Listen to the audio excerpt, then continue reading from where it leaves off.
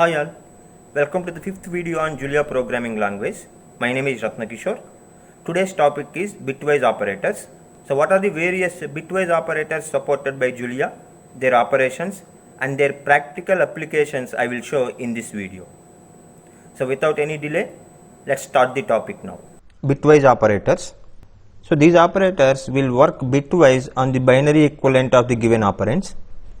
So these operators will change the individual bits of the given operands based on the type of the bitwise operation to be performed.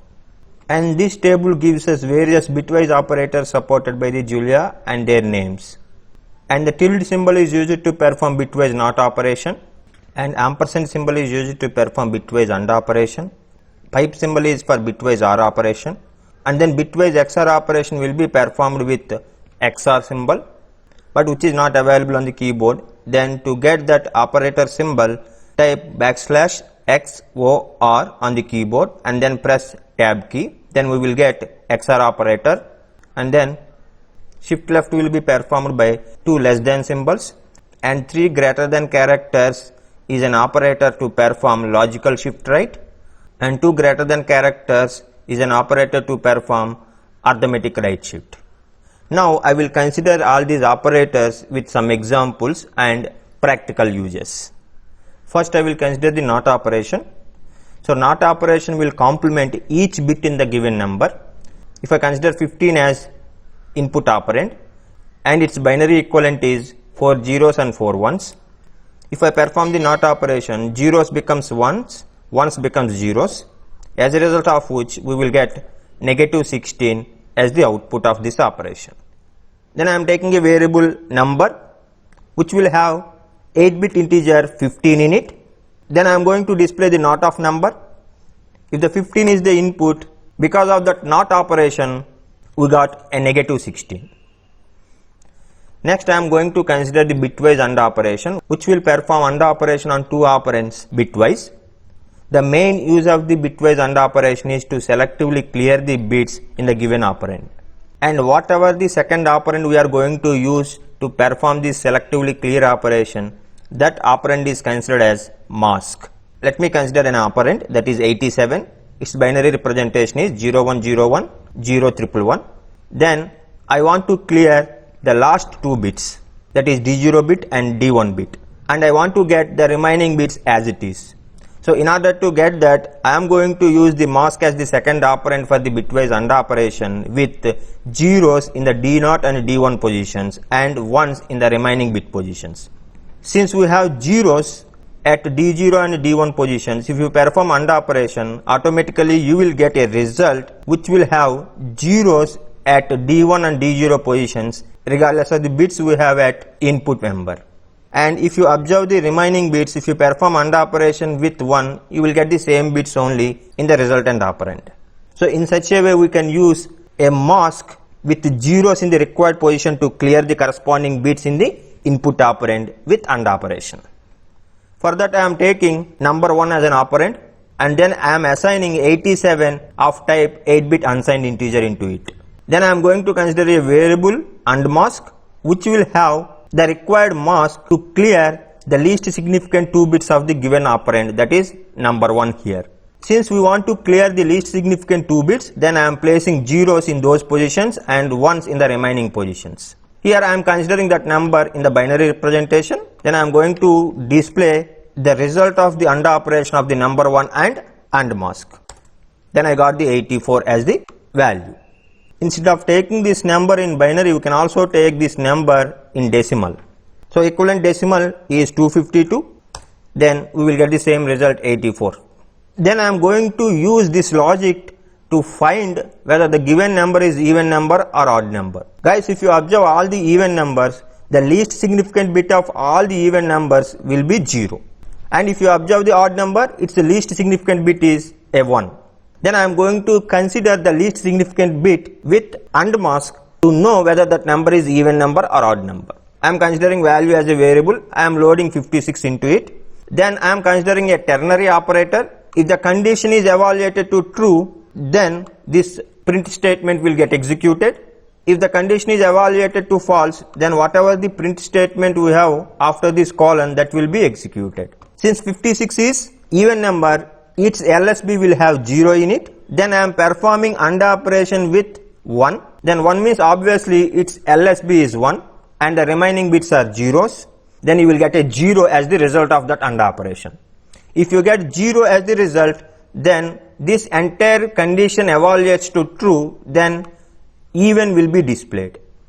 If this condition is failed, that means if the value is an odd number, obviously the LSB will have 1 in it, then AND operation will result a non-zero number. Then this condition will be evaluated to false, then odd will be displayed. Now I will run this cell.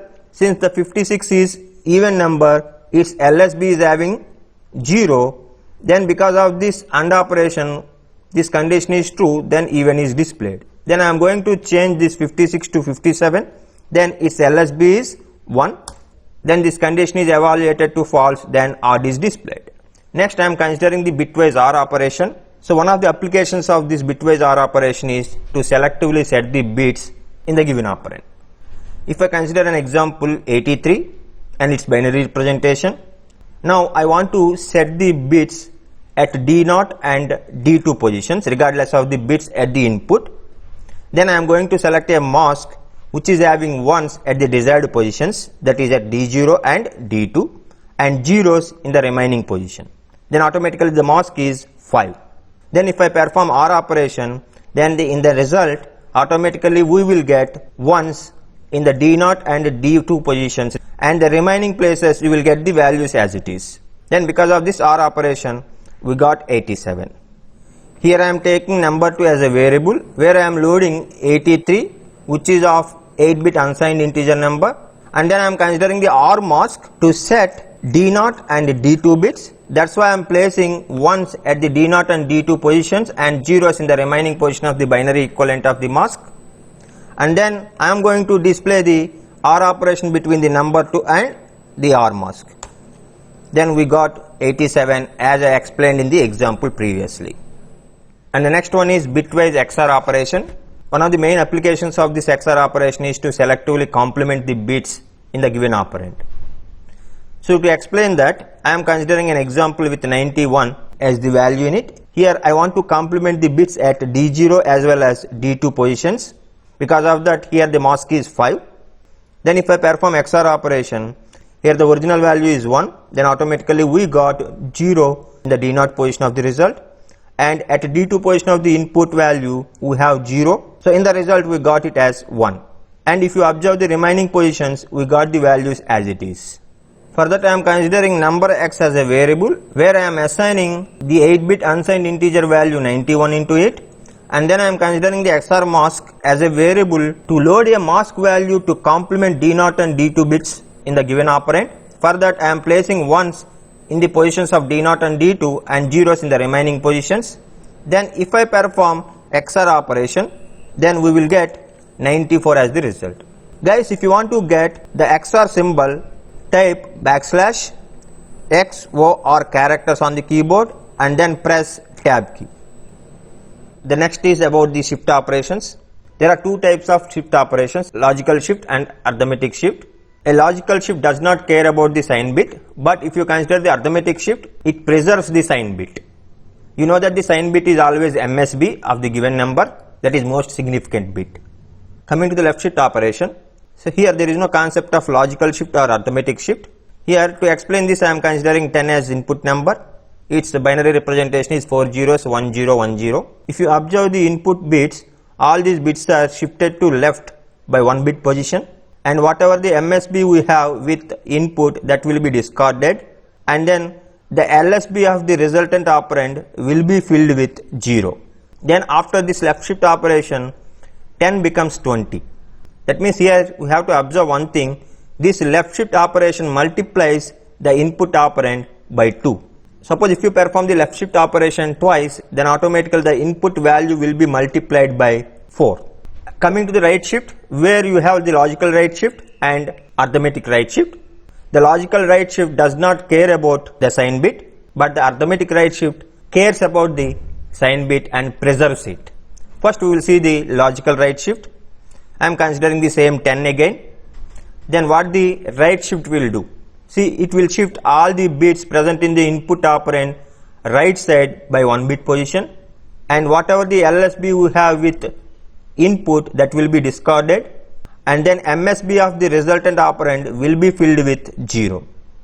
Because of this, 10 becomes 5. Next, I am considering the arithmetic right shift. I am considering a negative 20. Guys, remember, the negative values are stored in its 2's complement form, and this is the binary representation of 2's complement of the 20. Then I am going to perform the arithmetic right shift operation here. If you observe here, all the bits are shifted to right by 1 bit, and then whatever the MSB we have at the input operand, that is sign bit, that will be copied to the resultant operand. So that is the only change we have between the logical right shift and arithmetic right shift. Then if you have a negative 20 as input operand for the arithmetic right shift, we got a negative 10. Here the sign is preserved. Guys, I already mentioned that if you perform one logical left shift, then automatically the given number will be multiplied by 2. Then if you perform one logical right shift, then the given number will be divided by 2.